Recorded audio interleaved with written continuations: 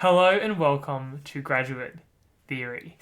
Today's episode is episode 52 of Graduate Theory, which means it's been about a year of Graduate Theory episodes. We've had an episode come out every Tuesday for pretty much a year now. It's been a wild journey. There's been so many guests on the show, so much knowledge that's been shared, and so many learnings, things that I've learned myself. I don't know what the next steps look like. Perhaps we'll do a season 2, but what I am sure is I'm going to try and find a way to summarize a lot of the content that we've had and the ideas that have been shared on the show. If you want to keep up to date with that and you want to find out what exactly we're working on, please go to the description, subscribe to the Graduate Theory newsletter, and you'll hear all about what is coming up soon. But without further ado, I want to introduce this last episode. This is a really personal episode. I flipped the tables a little bit and got interviewed by a friend of mine, Wehbe, who you may remember, or I interviewed him for the first episode of the podcast.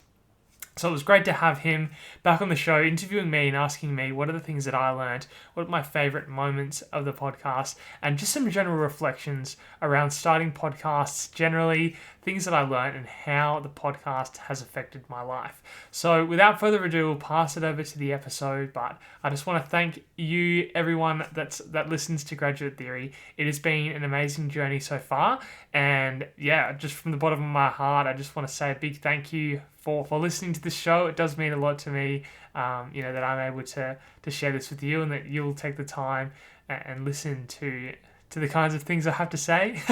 I feel really grateful. So I just want to say a massive thank you. But that's enough from me. Let's get down to the episode. And yeah, please enjoy.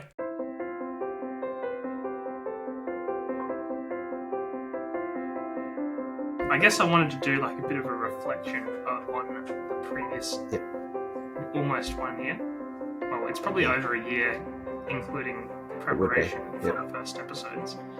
But I think it would be nice to recap, given that is 52 is a reasonable milestone. It's been an interesting year, a lot of learnings, both in and out of the podcast, a lot of growth, a lot of lessons. Yep. So maybe we can introduce you for those who have missed you on your previous appearances on the pod. Maybe do you want to share your quick bio? Thanks, James, for having me back. Obviously, I am, for those who haven't seen me in the podcast before, I'm Wehbe, and I am a writer, a podcaster myself. I've done a bunch of other things. I'll save everyone the long story, but I've studied psychology, done non-profit stuff in Nepal, done a bit of real estate, and also stuff in education. But yeah, I kind of, I guess, love anything about creativity and a lot of stuff about, a lot of the same topics that you talk about on the podcast, like career and meaningful career and impactful and all that sort of things, hover around the same conversations, and often the books I write probably relevant to that. And that's probably very good. Thanks. Yeah. Oh, you sound like the perfect. A lot of overlap, right? Yeah, absolutely, mate. No, it sounds like it'd be. Yeah, I'm keen to do a bit of a reverse interview. Is that what they call it? Reverse interview. That's what professional podcasters would call it. Yeah. I don't know, something like that probably. Is that what they call it? Yeah. There must be a name for it. Yeah, there must be. You can invent it. You can coin that. That's good. Yeah, that's right. You heard it here first. Yeah. Yeah. Very good. Well, yeah, I'd love to sort of dive into some of the history of the pod, and we can kick it off. Yeah, well, congratulations on a year, but I'm sure it's been a bit longer than that preparing. How does it feel? Because you're Mr. Consistency in our little community of podcasters. James Fricker's Mr. And so you didn't miss a week, unless I'm mistaken. So 52 episodes on the dot. Yeah. And I don't know, how's it feel?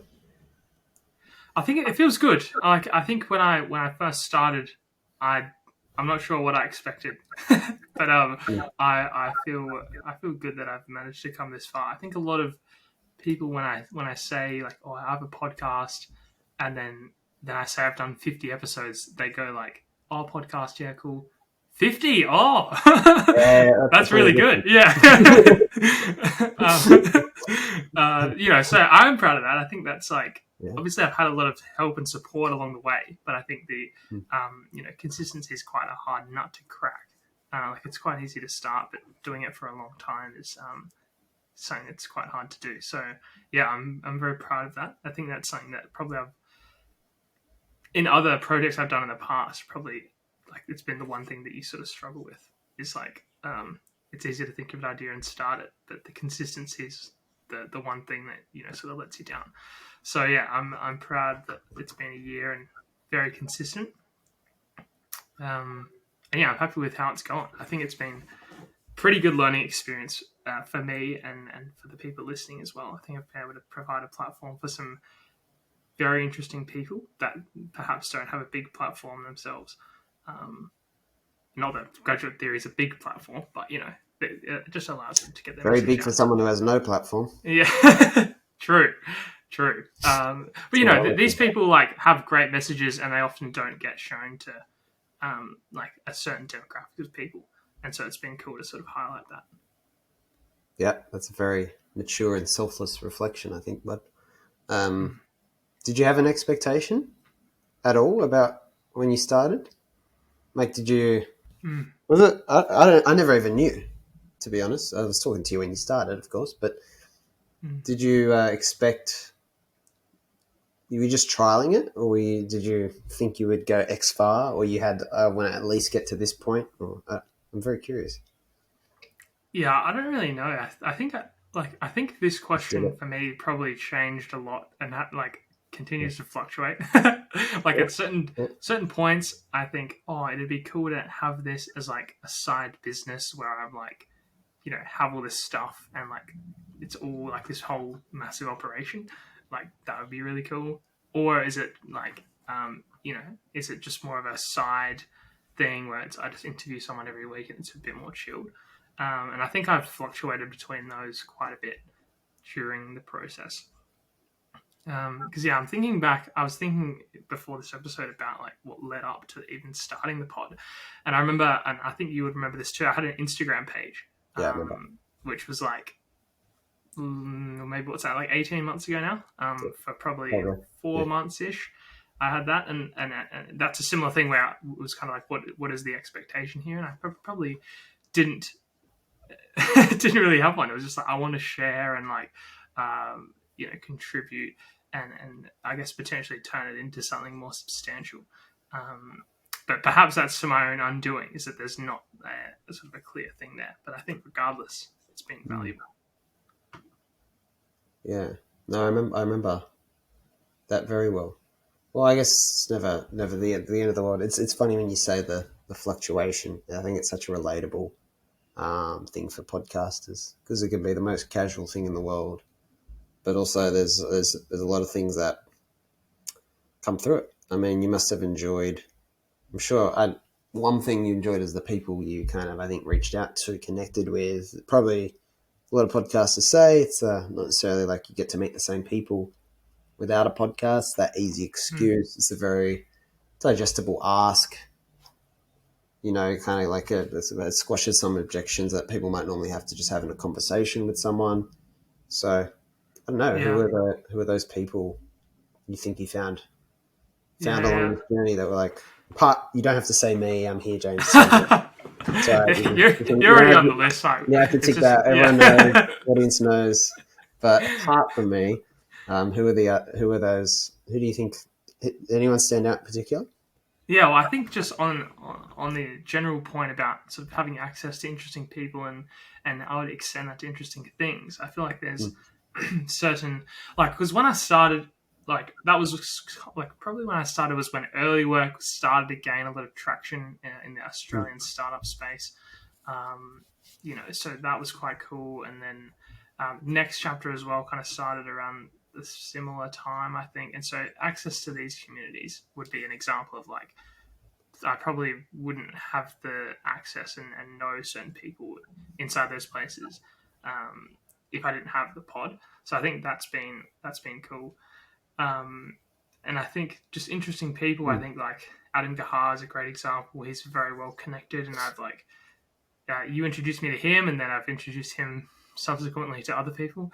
So that's been cool to sort of be able to have access to him, and then it's not even like my benefit almost. It's like people who know me also kind of can have access to some of these people as well.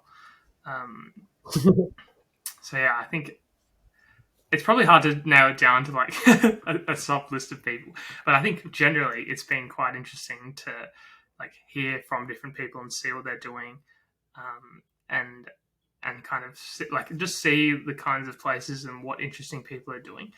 I think as just almost like broaden my horizons, perhaps. I probably couldn't narrow it to like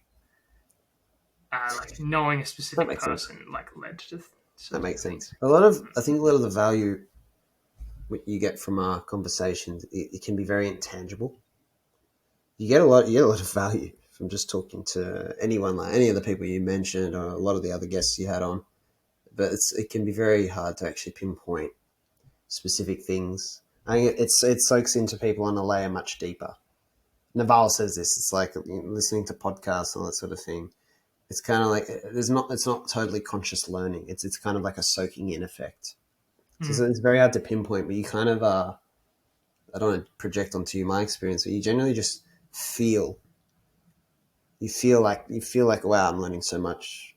This is very stimulating. I think it makes you think a bit differently at times. It's very natural. It's the same way you would be talking to anyone, and just softly learning from them. So, but you've had some bumper episodes, that's for sure. Yeah, there's been some good ones. For me, even like the Gahar one was very, very good episode. Obviously, Luke and I love the Gilly one. That's just us a lot. We listened to that a couple of times, and I know I haven't even talked to, like that way, but you hear them on an episode. I think it was very true that you gave a lot of people like that an interesting chance to tell their story and share some of their insights. And I think that's something you should be very proud of. And the beauty of it, I think you did it, so they're up there forever. Yeah, that's right. Yeah. So no, you're spot on. I think that there are many episodes that I enjoyed doing. I think those two, definitely the Gilly one had an impact on lots of people, and probably more than I expected. Which is it's pretty cool to, I guess, facilitate that.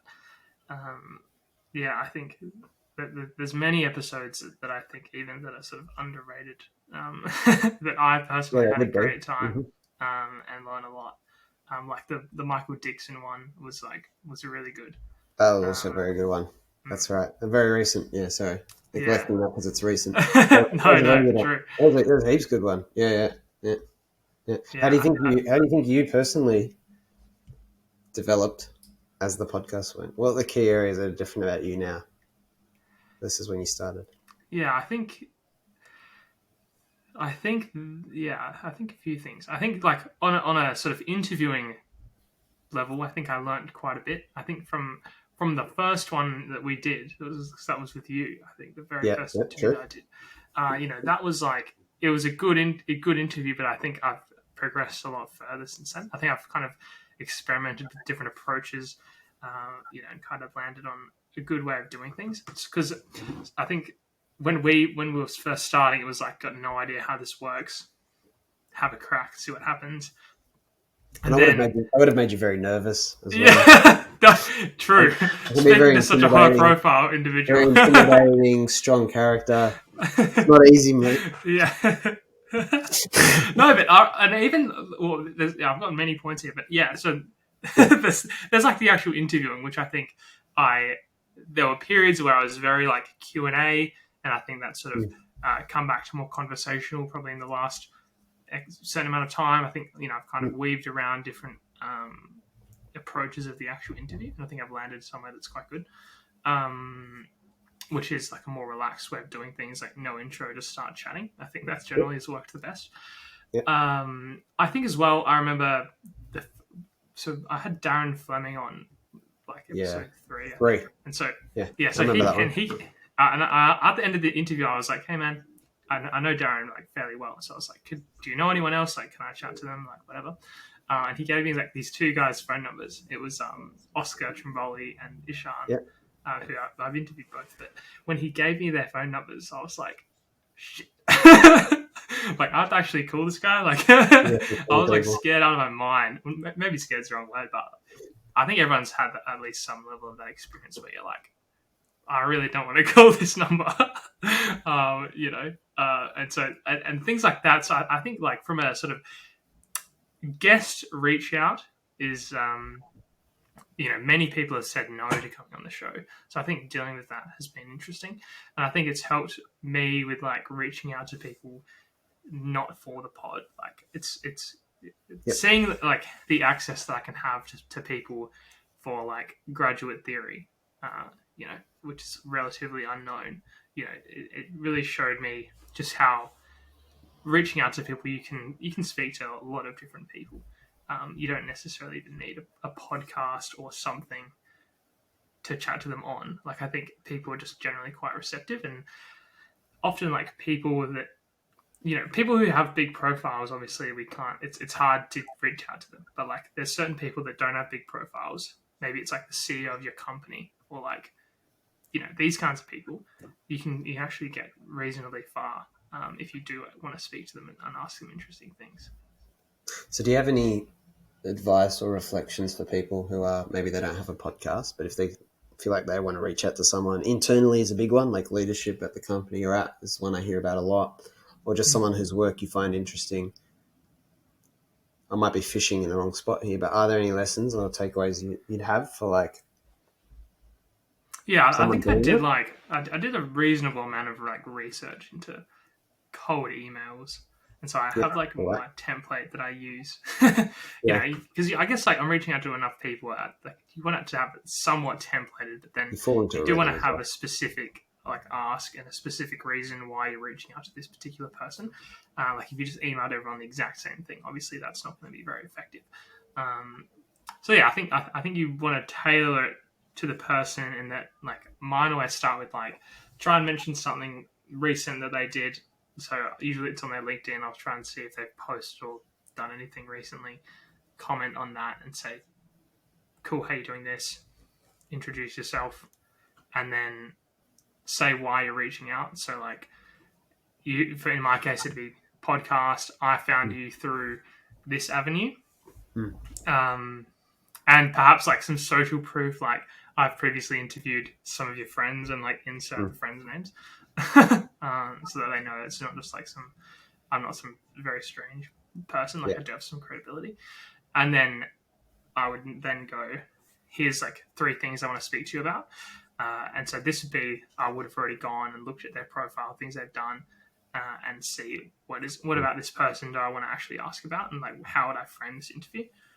And then I would put that in, and then I would probably put like some kind of link at the end and say, if you're interested, here's like the Calendly, or here's the whatever like link you want them to go to. You could probably put it there, or wait for them to respond and say, yes, I'm keen, then send them the link. But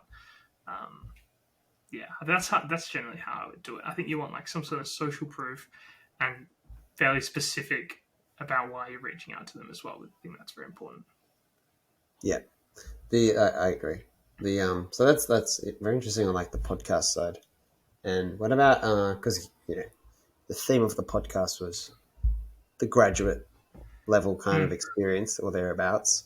So were there any big changes on that side of things for you, like how you thought about your own career or things to do kind of differently? But like I know it's not just work in a little container. I know it impacts the rest of life too around the theme of your career and work. But are there any like, you're at the same company and all that, it's not like you change roles or anything that I'm aware of, maybe internally changed, but were there any real noticeable changes in some of the ways you approach the working part of life, if that makes sense?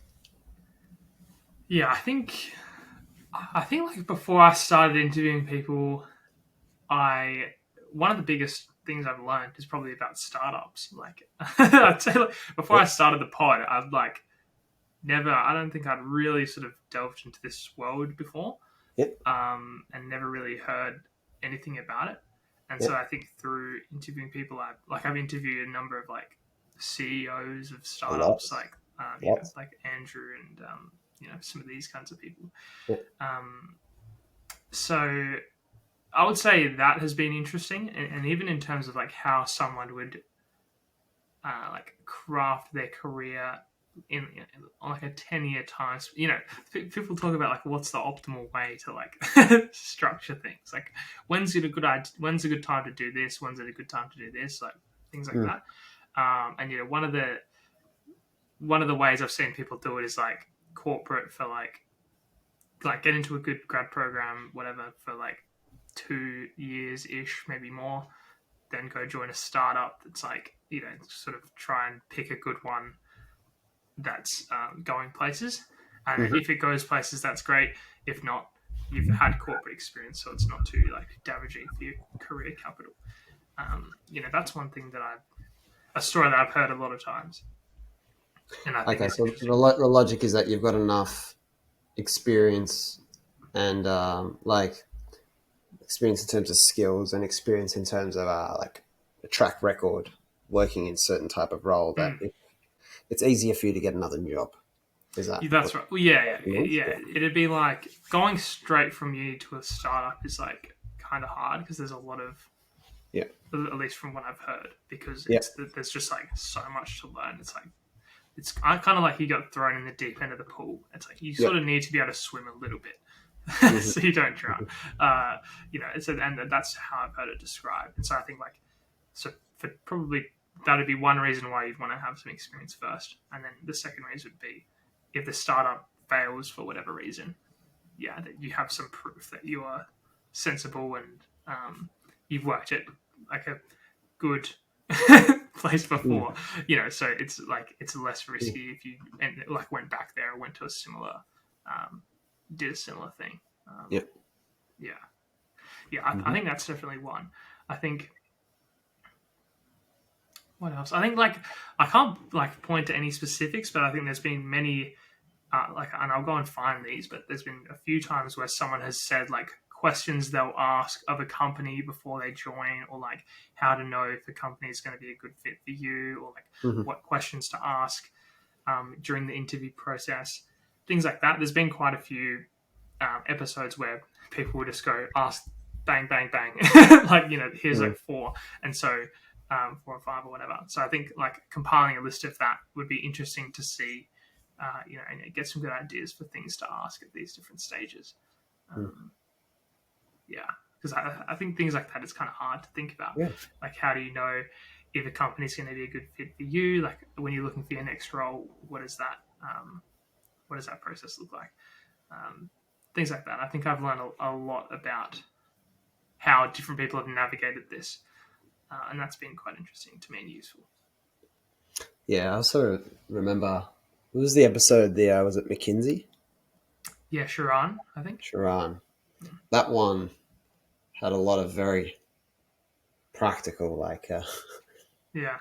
that world, would you call it summit? Just internships in general, to that kind of for university students. You know the language, but when you're at university age, looking to get roles in that sort of neck of the woods, that was very, it was a hell of a process.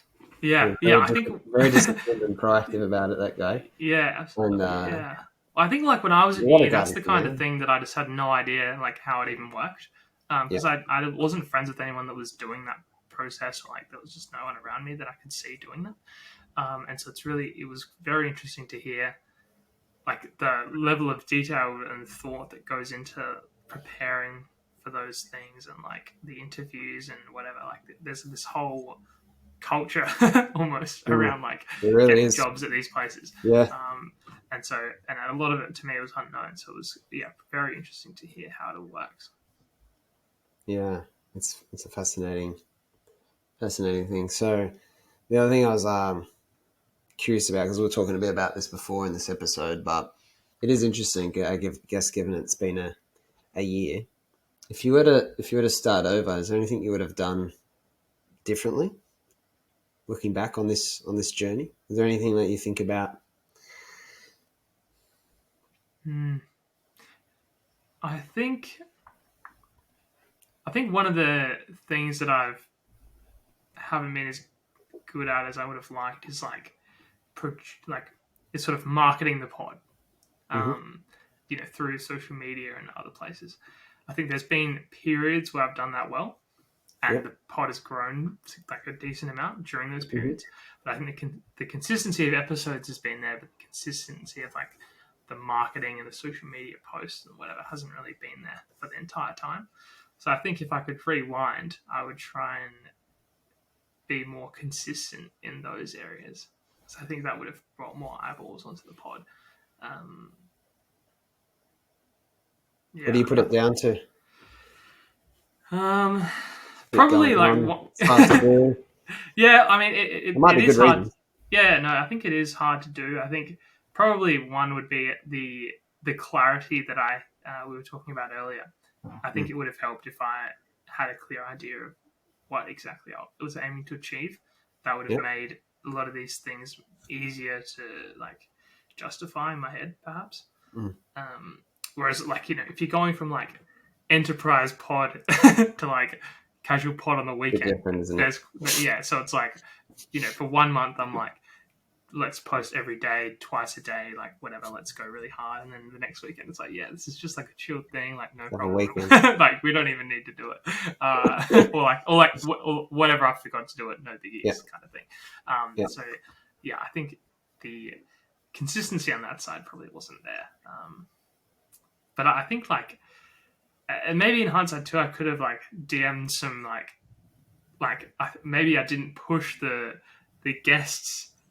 Like, I feel like I could have reached out to maybe some more high-profile people and got some no's. I felt like, I think reflecting now, I feel like I could have, tried some long shots a bit more. Like, I think I got some pretty good guests on, but I think there's levels to the game, and I think I could have, I could have chucked a few more, like, ambitious things in there, I think. You want a name drop? Are there any big names on the dream? In the theoretical dream guest list? Well, someone that's gone around a little bit is like Malcolm Turnbull. He's been on a few different ones. Yep. I'm not sure if I have some things to say. Yeah, I'm not sure if I did end up emailing someone that I can't remember. I maybe did email someone that was like, I think I got his so like his LinkedIn page. Someone sent me like an email that's like associated with it, but it's not his email. It's like someone else. Like it's a different. Like, doesn't have like Malcolm or anything in the email. And I think I maybe emailed that, but I didn't hear back. So whatever. But he'd be an example, and like let's say like like the CEOs of Atlassian or whoever, and I think it's one guy, maybe it's the CEO. Yeah, the co-founders of Atlassian.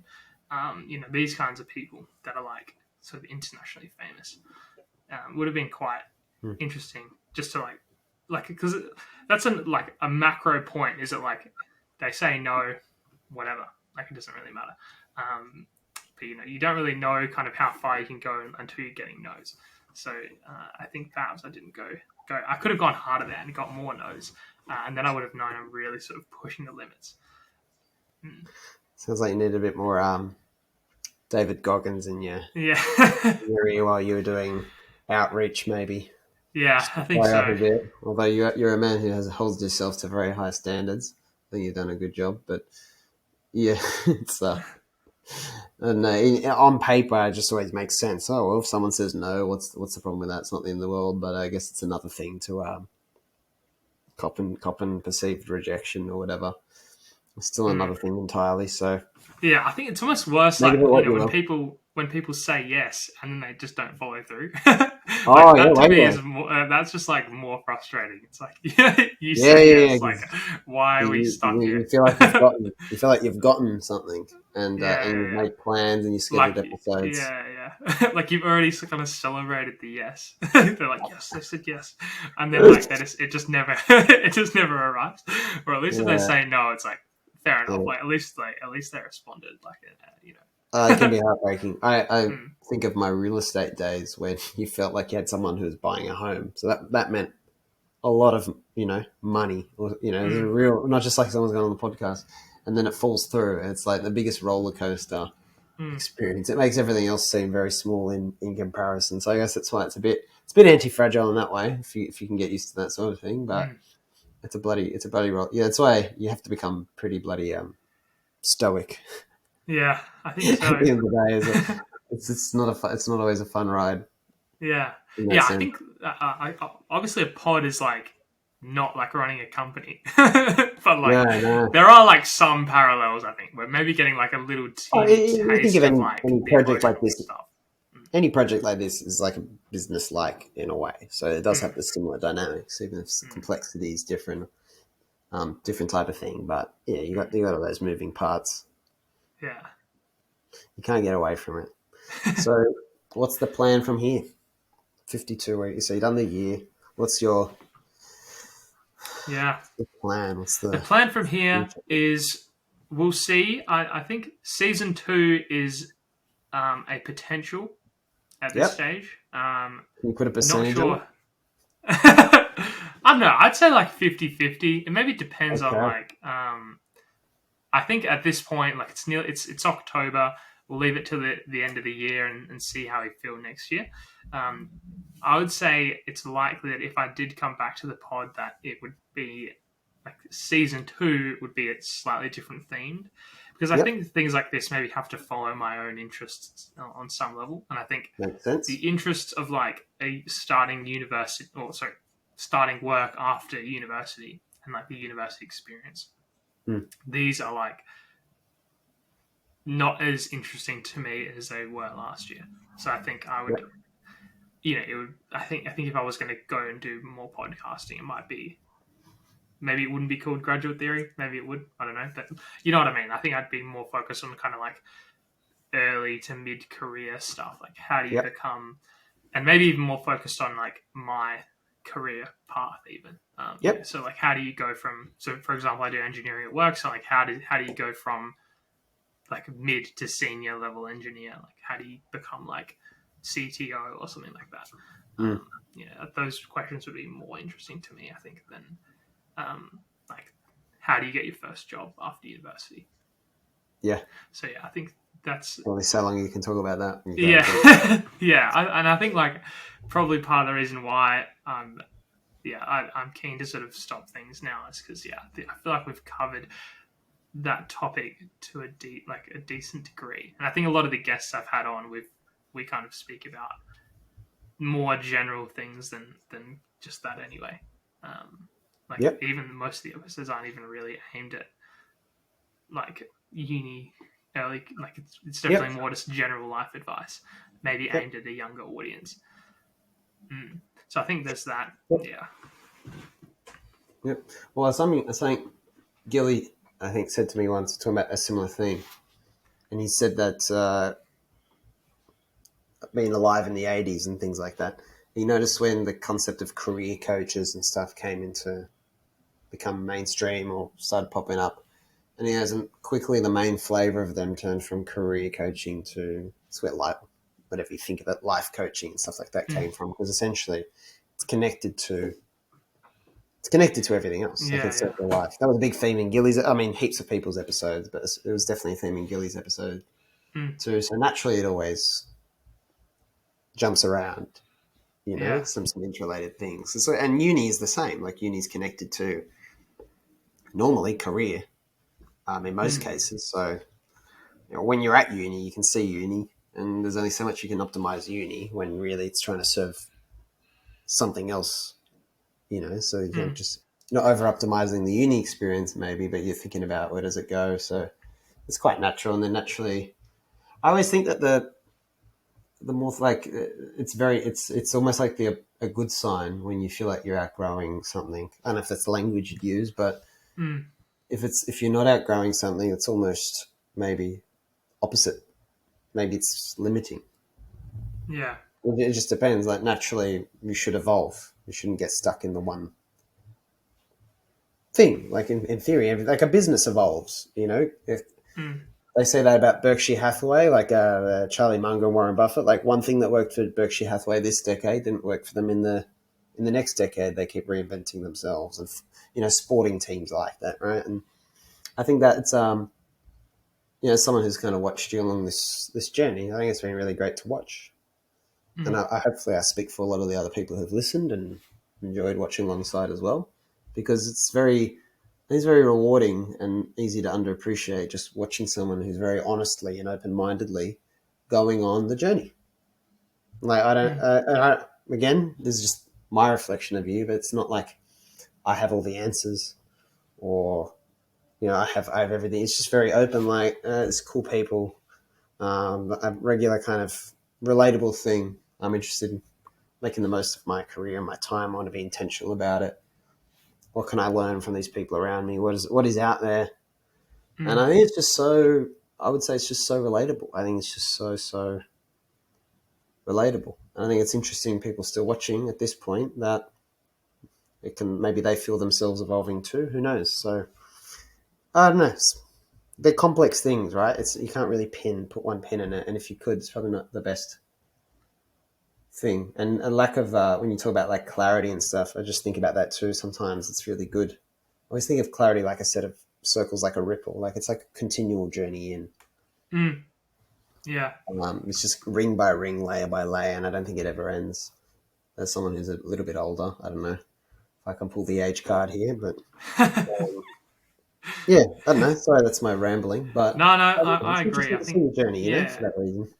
Yeah, I think I agree with a lot of what you were saying. Like there's the idea of like seasons. Some things are around for a season, and then you go do something else, and it's not necessarily bad.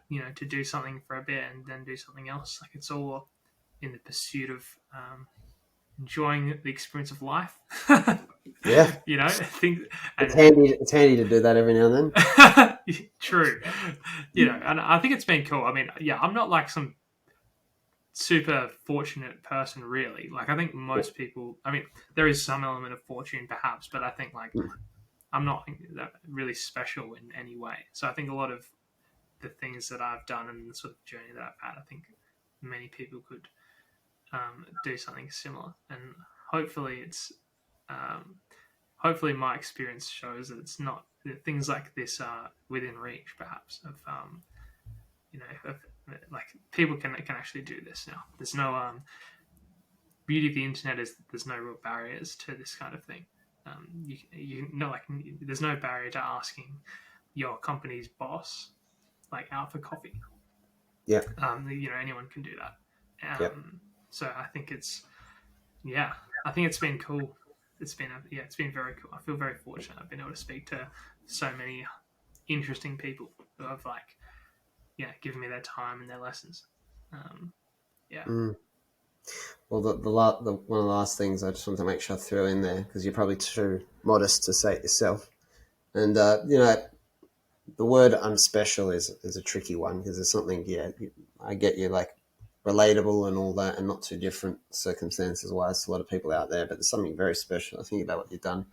But I told you this story, and to bring it back to Gilly, sorry, but once again, it was he was explaining to me how, because he's 75, and he had these people from his year group, and for whatever reason, one of his schoolmates was Googling his name and found this long interview that he was in, and he this guy, his schoolmate, 75, so we've been at school 50 something years before together. Watched the whole interview. He said to Michael, I couldn't put it down. I couldn't stop watching. It was so engaging, just learning about his story. And he insisted to all the people in their year, I don't know, they probably use email or something, people of that age. He said, everyone has to watch this interview. Just look at everything Michael achieved and whatever. And I remember that episode again, Luke and I talked about, and I know people going through very difficult times in their career who found episodes like that very useful for them. And I just wanted to mention that, because I think might not look it from the outside sometimes, but there's been a lot of things like that, and there might be more that you're not aware of that are very special things to have done for people while you are humbly just looking to, I guess, enhance your own wisdom. So I hope that you and other people who've been along for the journey appreciate things like that, because that's very special. Yeah, absolutely, and that's what it's all about. Is stories like that, and yeah, definitely I've had like that particular episode. There was a lot of like friends of ours, like you said, had Yep. watched it and it had impacted them. People have come and said certain things about other episodes to me and said, this one was really helpful during this period, like of my life, and really helped me do this thing or whatever. So that's quite cool. It's cool, that sort of I'm able to have fun speaking to people who are hopefully having fun speaking to me, and we're able to share the conversation. It's able to, help other people. I think it's just a win-win-win. It really is. Yeah, which It is really great. is. It really is. Wow. Do you have any other? I mean, I feel like turning your own question back on you at this point around the advice you would give to young graduates, unless I've butchered it. I believe that's the question, or early version of yourself. But is there, not to put pressure on you, mate, but you've done 52 episodes. You've talked to some incredible people, including episode 1 with Joe Wehbe. So, like, really high caliber people, a lot of wisdom, probably more than 52 hours of insight and everything like that, and stuff in between. So no pressure, but James, out of all that, distilling it into a single question to assess your worth. Yeah. And seriously, what is top of mind right now for you in terms of Yeah. your distilled But yeah, I think answer that question? I think firstly it's hard to sum up all the episodes, right? So I think there's many like little pieces of advice that just wouldn't fit that I think are valuable. But I guess like some main points I would say is like even for myself, starting things like the pod or like the Instagram page we spoke about that I had before the pod, things like that. I had the desire to do things like that for some time before I did them, and I think part of the reason why I didn't do them earlier is upon reflection that I was in some way sort of weighed down by social expectations and like what other people were going to think of me and things like that. And I think it probably wasn't even that I recognized that. It was probably just like I just didn't care anymore and that I was just going to do it regardless. I think that is a big thing. And I think so much of like how we live and the things we do are defined by our social group and who, and this is like super cliche, but the 5 people you spend the most time with, whatever. Because I think even for me, that whole process, probably the Instagram page leading to the pod was around the same time that I was connecting a lot with you, and like Constant Student was kind of around the similar time. And so for me, it became like seeing all these people do stuff like that. It was like, okay, this is now like just the normal behavior of people is to do these things. And so that made it almost created space for me to then go and do those things. Whereas before then, it was a lot.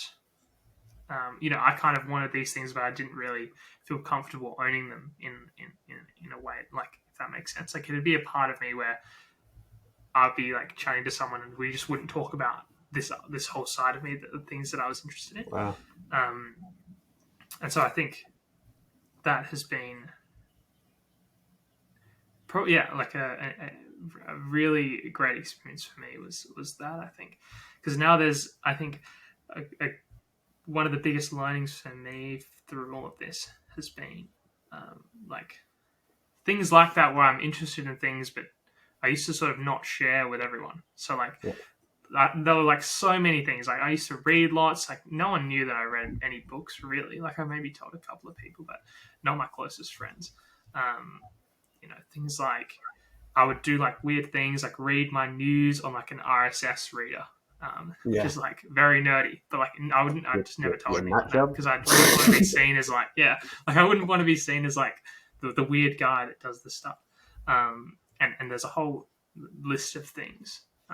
even when I was at university early on, I was like tried to start like a Shopify drop shipping thing, where you like get the stuff We've from all done China that, and like guy. yeah. Anyway, so I did that, and like I didn't tell anyone because like I wouldn't want like other people to know that I was into this kind of thing, and so that was a part of my life for a long time, and I think the pod was like the first time that I posted on LinkedIn to everyone that like this is what I'm going to do, and it was maybe like a bit nerve wracking at the time, but now I feel a lot more, I don't know, integrated, probably the wrong word, but I feel like now that I'm chatting to people, I don't have to hide this whole part of me that's like interested in all this different stuff, and I think that has been one of the biggest learnings for me and something I'm very grateful for, and something that I think if someone was like facing a similar challenge, then I think they should um, find ways to sort of overcome that feeling, whether it's by doing something in public or if you are sort of hiding yourself in that way, then I think um, maybe it's vague, but you should try and find ways to not do that, because I think it's a big shame if when you're hiding parts of yourself and your interests. So yeah, I would even say like go out and try and find people where it's okay to speak about things like that too, because that'll make it a lot easier.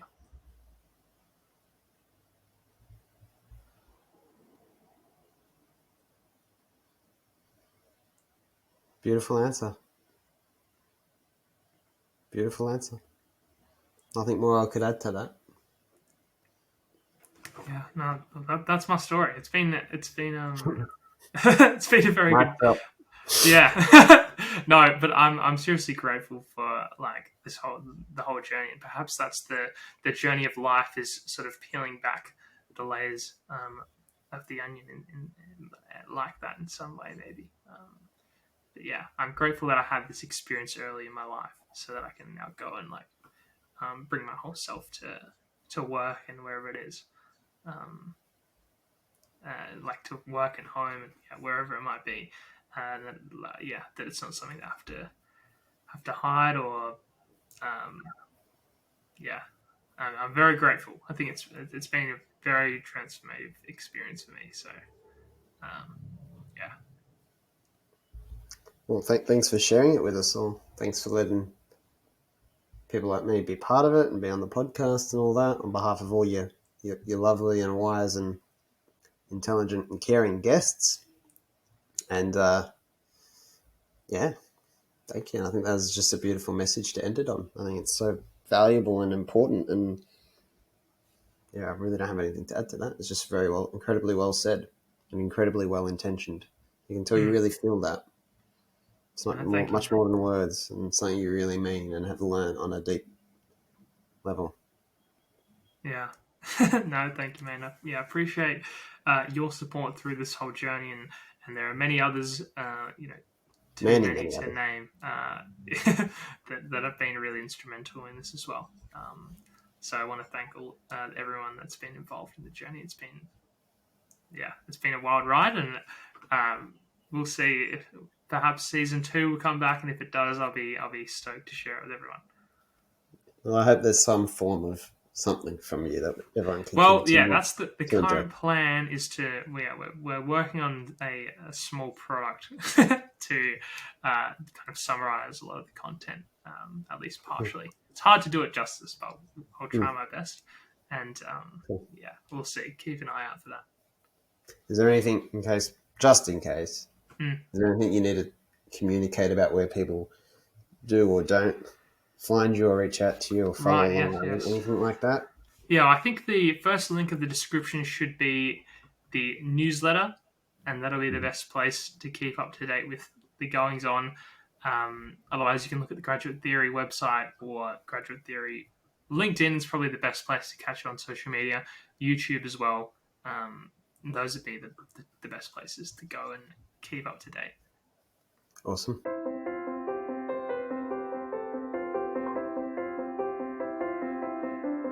thanks again for listening to Graduate Theory. We've reached the end of the episode now. So if you haven't already, please go and subscribe to the Graduate Theory newsletter. That's where you're going to find out everything that's going on after this episode. I really looking forward to seeing you there and letting you know what's coming next. But yeah, I want to just thank you again for listening to this show. It means a lot to me that you've listened this far into the episode. Thanks so much, and hopefully this has been valuable for you. It's certainly been valuable for me. So until next time, we'll see you around.